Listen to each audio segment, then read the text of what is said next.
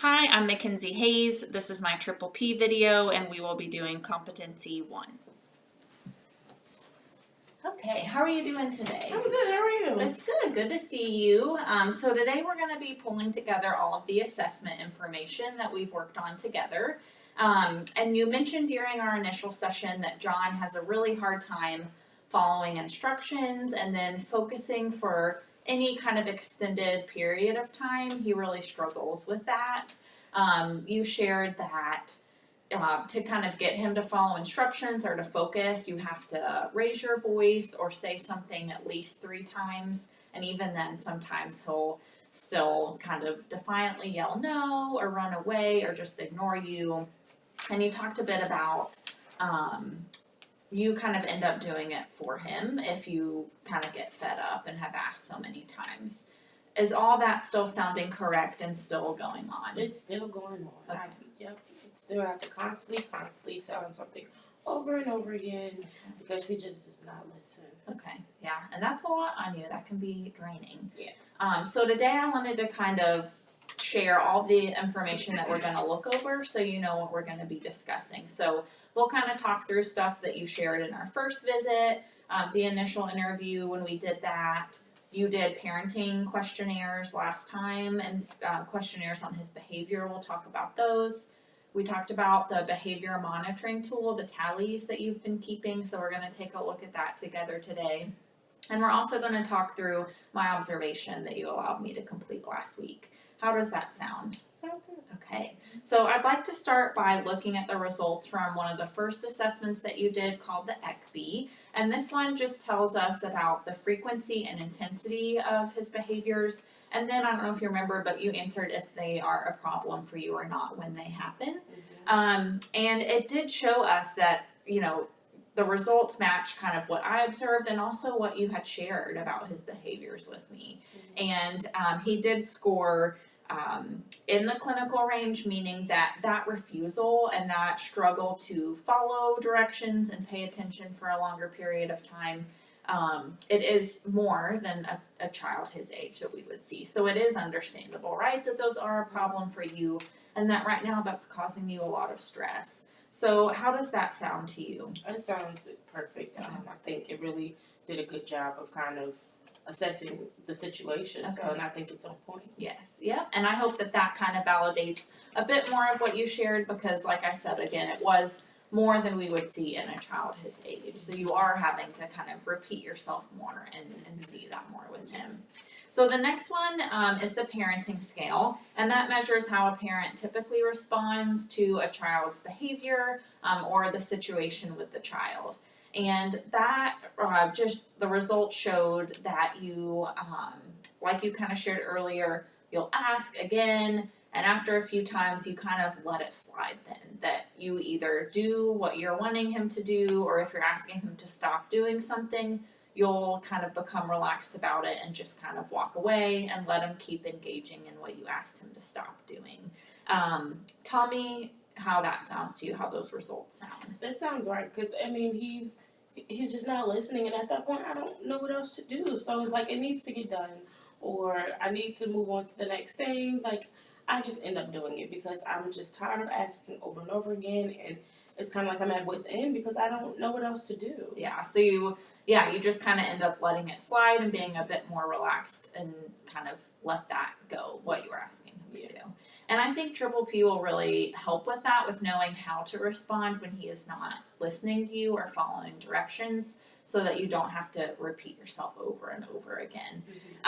So let's take a look at the tally chart, the behavior monitoring tool that you completed. Do you have that with you? Yeah. Okay. Thank you.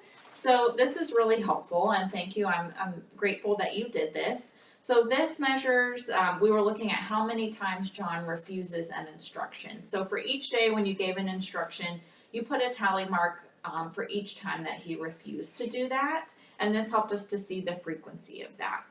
It looks to me like he had higher rates in the afternoons of each day. So after doing this, what did you kind of take away from it?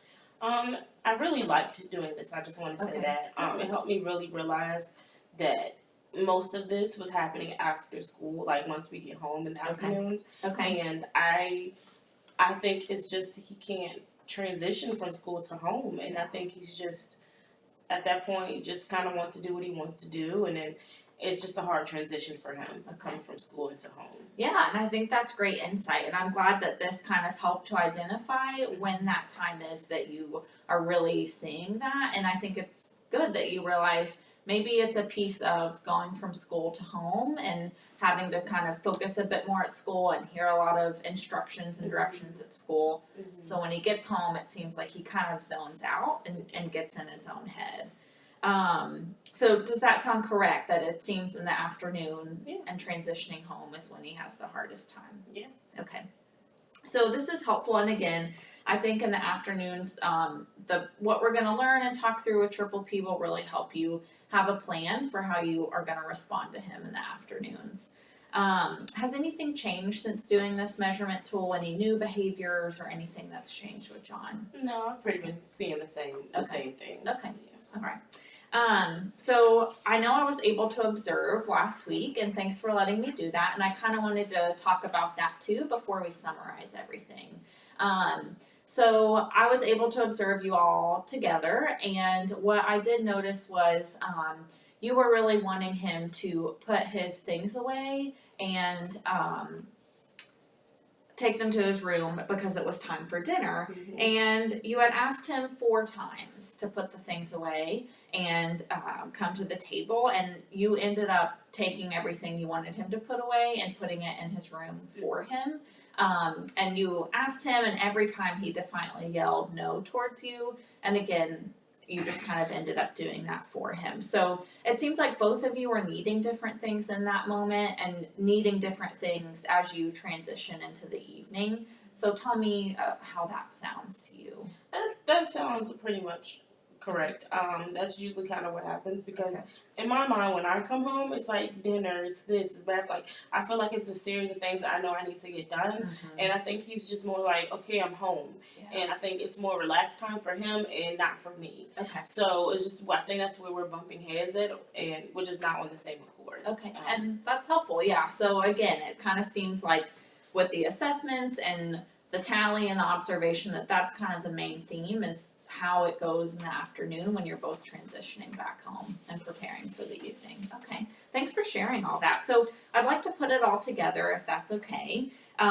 So based on all of our assessments, it seems that John really does struggle to follow directions and again, focus on anything for, an extended period of time. And you try to give those instructions again and again, but often you'll end up doing it for him, or you'll just stop giving him that instruction. And when returning home, you need to get a lot done. You feel like you have your task list and there's things that you need to make sure everybody does in the evening, where he kind of zones out and it seems like may need some downtime after school and a break from kind of instruction. How does that sound? Okay.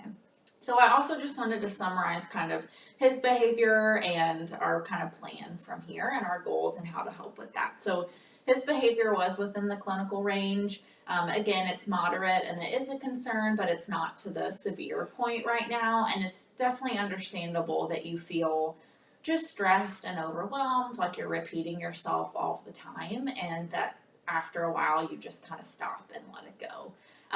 And I think it's great that you're open to learning new skills and wanting to support John, and I think it's something that Triple P will definitely be able to help with, that we'll go through skills where you all have a set plan for when you give instructions a certain amount of times, what will then happen after that. It'll help, I think, you be positive towards John, but also keep those limits with him. So how does this conclusion sound to you? Everything sounds good. I really like that. Okay, all right, thank you. Okay, now I will self-evaluate Competency 1. I think overall it went well. I think just making sure I'm explaining in a clear way the assessments and making sure I'm not being confusing on that, and just continuing to get more practice with that.